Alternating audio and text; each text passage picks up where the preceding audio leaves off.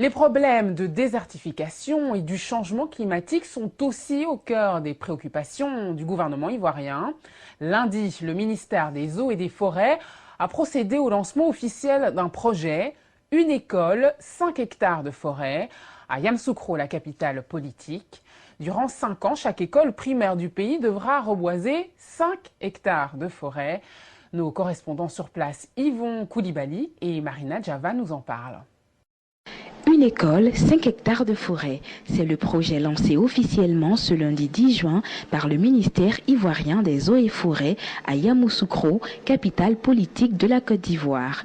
Face aux graves problèmes de déforestation dont le pays est victime, en effet, il est passé de 16 millions d'hectares de forêt à l'indépendance à 2 millions d'hectares de nos jours. Ce projet consiste à faire du reboisement en milieu scolaire afin de contribuer à la régénération du couvert forestier ivoirien. La première importance, c'est que le chef de l'État, en nous confiant le département des eaux et forêts, a donné deux instructions importantes.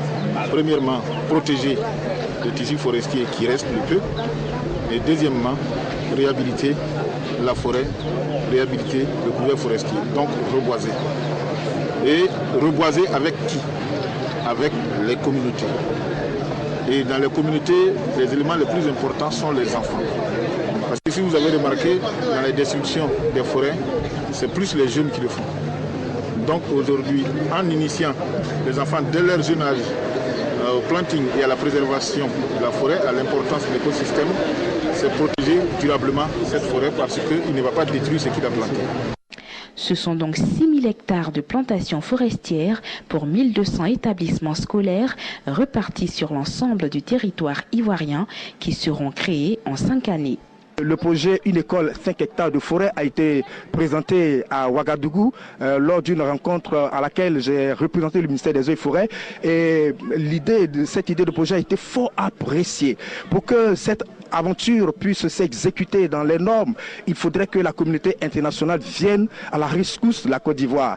Parce que l'école va avoir les outils nécessaires pour véritablement, je dirais, avoir des moyens financiers, des moyens matériels pour pouvoir se réaliser. Ensuite, le couvert végétal va se reconstituer, donc c'est toute la Côte d'Ivoire qui gagne. Non seulement les écoles gagnent, les eaux et forêts gagnent parce que nous atteignons nos objectifs de reboisement et toute la Côte d'Ivoire gagne parce que nous redevenons un pays vert et couvert. Le choix de procéder à ces actions de reboisement en milieu scolaire n'est pas fortuit. En effet, il s'agit à travers ce projet de faire des élèves ivoiriens des éco-citoyens respectueux de l'environnement en les initiant au planting d'arbres.